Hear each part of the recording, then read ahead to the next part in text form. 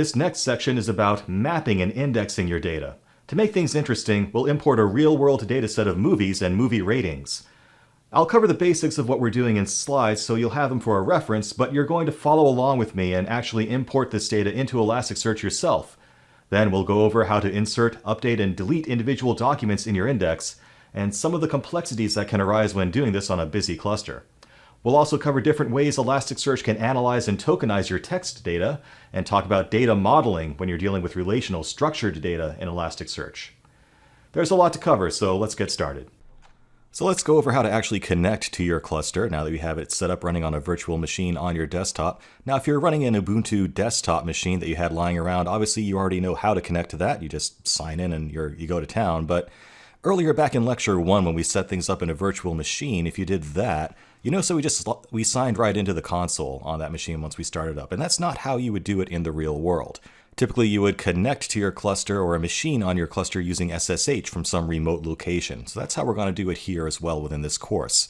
So let me show you how to actually connect to your Elasticsearch server using SSH on your own PC.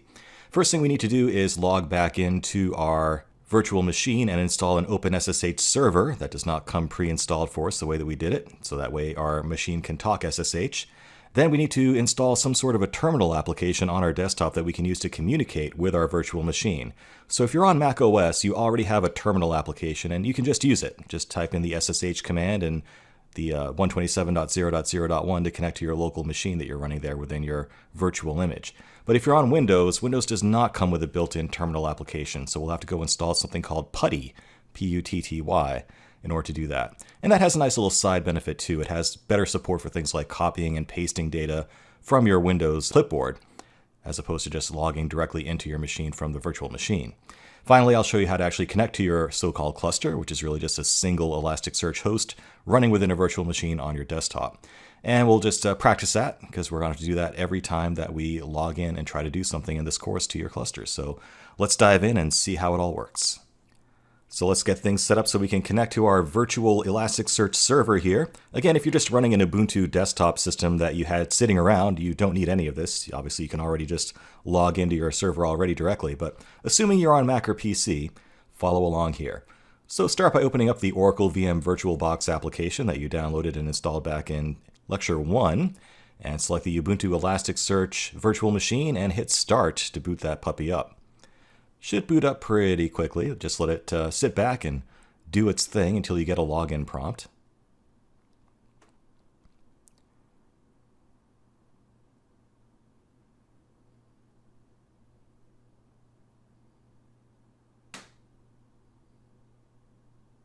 Cool. So now we have a login.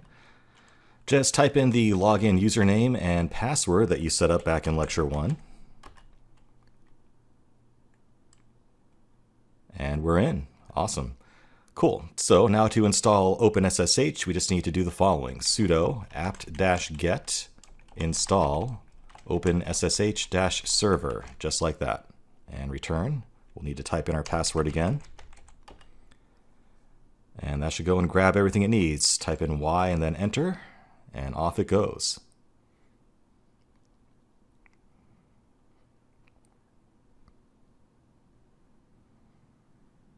All right, so now our little virtual Elasticsearch server is up and running and listening for SSH requests. And if you remember, back in Lecture 1, we opened up a port for SSH. So if I were to click on this and hit Settings and go to the Network Advanced Settings and go to Port Forwarding, see that we set up a port forwarding for SSH on port 22. And that allows us to actually connect into our virtual machine from outside of the virtual machine's environment. So that means that we can run a terminal application right on our desktop and connect into this virtual server using SSH. Okay. So how do you do that? Well, on Mac OS, that's pretty easy. You have a built-in terminal application, and you can just bring that up and type in the SSH command and connect to 127.0.0.1 and log in and you're good. But on Windows, there's a little bit more to it. So we need to go to install an actual terminal application because Windows does not give you one built in.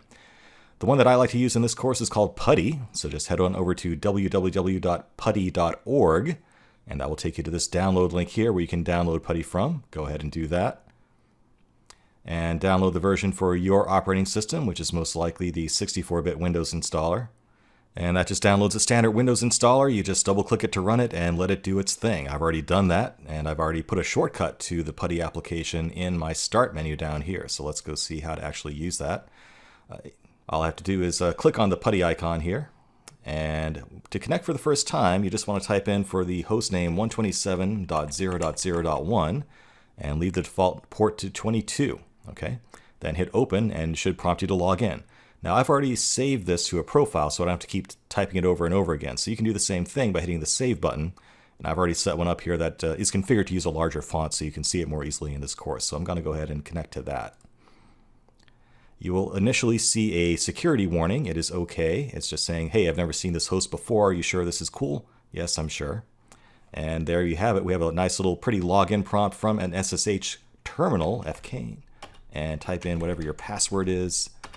Obviously use your own username and password. And we're in. Pretty cool, huh? So now we are logged into our virtual Elasticsearch server from SSH from our desktop. So this is how you would work in the real world. You know, you generally would not be logging in directly to the console of an actual server unless you were like inside the data center and trying to troubleshoot some terrible problem.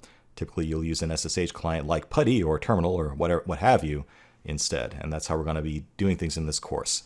When you're done, just type in exit to get out of the terminal application, to get out of PuTTY.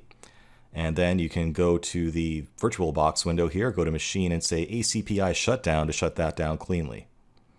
And that's how you're going to shut things down nicely and clean when you're done with each lecture or each session of learning that you want to do. Okay, got it? So that's the basics of getting up and running with logging into your Elasticsearch server and how to shut things down when you're done. So make sure you understand all that because you're going to be doing it a lot in this course.